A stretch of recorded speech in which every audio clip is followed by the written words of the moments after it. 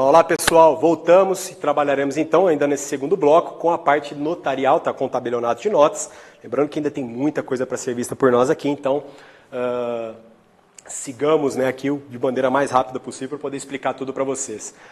Falamos do 147, né, daqueles que desempenham estritamente atividade notarial, lembrando que os auxiliares não estão contemplados, assim como, logicamente, né, também, eventualmente, os estagiários que estejam na serventia, que trabalhem ali também, desempenhem, né, atividade ali, também não teriam essa competência.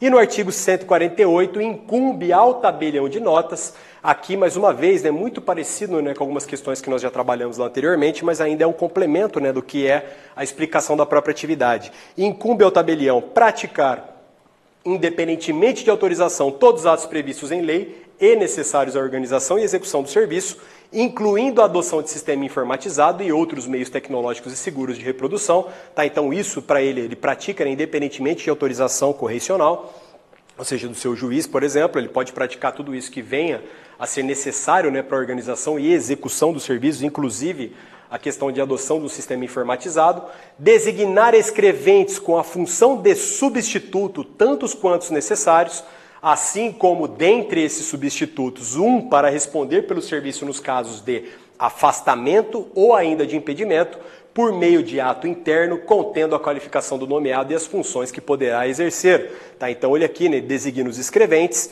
com a função de substituição, ou seja, que trabalhem, né, na função de substituto, são escreventes com uma força um pouco maior, com uma liberdade de prática de atos um pouco maior, e tantos quantos forem necessários, e assim, lembrando que dentre os escreventes substitutos, existe somente um substituto legal, que é o conhecido substituto do parágrafo 5º, tá? Doutrinariamente, vocês encontrarão essa nomenclatura. Tá? Então, ele será aqui nomeado, né, esse substituto do parágrafo 5º, para responder no caso de afastamento ou ainda de impedimento. Lembrando que impedimento é o que está previsto lá na Lei 8935, né, que ele não pode praticar nenhum ato de que seja, né, de seu interesse próprio ou de qualquer parente, né, afim ou consanguíneo, etc., até o 3º grau, incluindo também o cônjuge e eventualmente companheiro, que ele não pode praticar nenhum ato, né, que diz respeito a essas pessoas, ou ainda questões relativas ao afastamento. Esse afastamento seja, né, eventualmente no caso de férias, né, desse titular, né, um afastamento voluntário, ou ainda, por exemplo, um afastamento para fins de suspensão e apuração de uma infração disciplinar. Tá, então, se o substituto legal não for afastado junto com ele para apuração de uma infração disciplinar, né, de uma questão de uma suspensão, nesse caso, então, é o substituto legal, aqui é o substituto escolhido, né, dentre os demais escreventes, que praticará, né, esses atos em nome desse titular, né, em nome do tabelião de notas.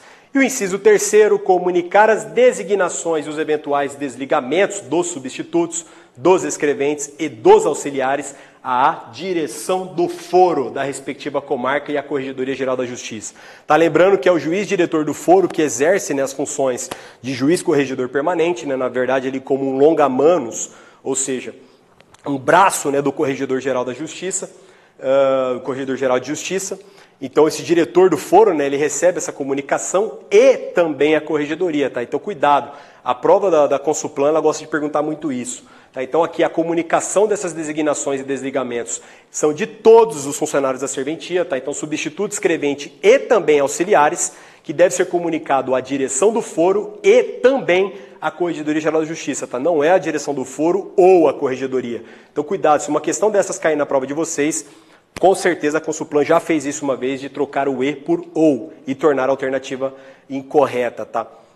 Ainda nós temos no inciso 4º, adotar o sinal público para rubricar a numeração de folhas e, sendo o caso de páginas, assim como para outros fins de segurança notarial. Tá? Então, o tabelião ele tem o seu sinal público, tá? Que ele utiliza para rubrica, tá? De numerações, rubricar a numeração de folhas e, sendo o caso, eventualmente de páginas. Tá? Então, compete, né, o tabelião de notas, é ele que escolhe o seu sinal público.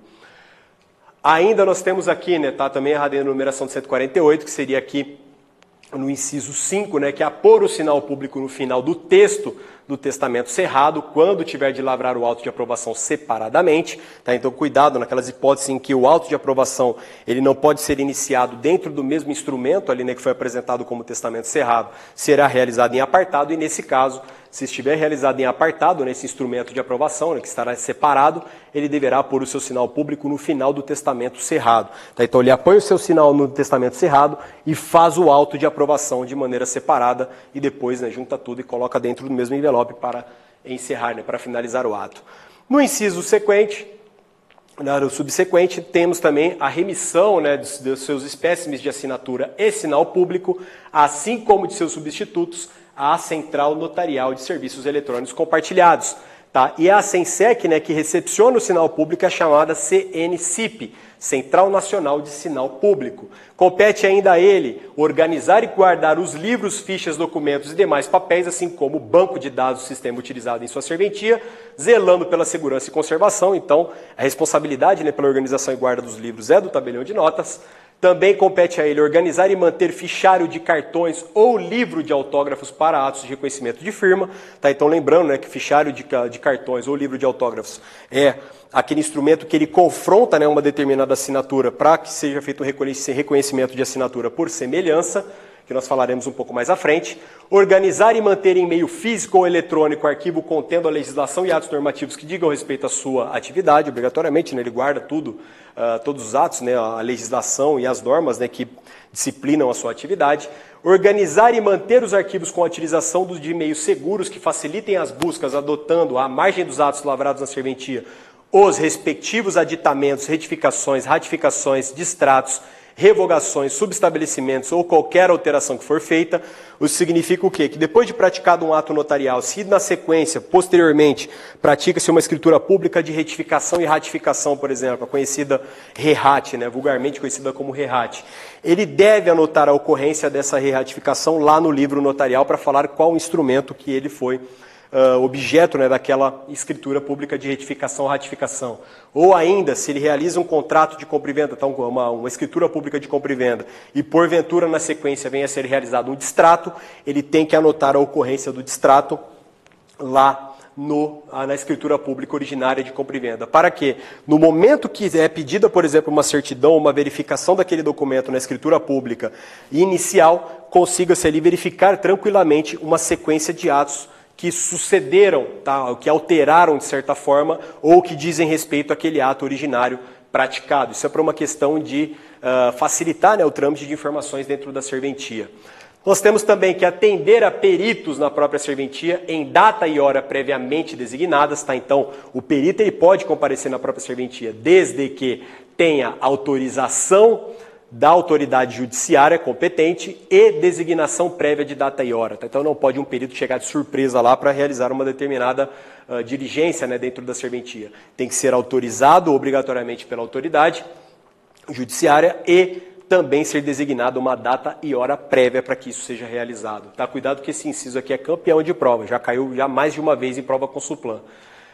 Na sequência, nós temos também a questão de prestar os serviços de modo eficiente e adequado em local seguro e de fácil acesso ao público, mais uma vez repetido nas normas, atender ao público com eficiência, urbanidade e presteza, né? Então aqui são princípios do próprio desempenho, né, do serviço público de maneira adequada, atender prioritariamente às requisições de documentos ou de outros papéis, informações ou providências que sejam solicitadas por autoridades, então tem que dar prioridade, né, ao cumprimento desses requerimentos, dessas requisições de documentos, informações ou até mesmo providências, encaminhar informações periódicas exigidas por lei ou por ato do Poder Judiciário, inclusive as destinadas à CENSEC. Tá lembrando que a periodicidade de encaminhamento de informações para a CENSEC, quando se trata, por exemplo, da CEP, que é a Central de Escrituras Públicas e Procurações, a CESD, Central de Escrituras de Divórcio, Inventário e Separação, ou ainda a RCTO, Registro Central de Testamento Online,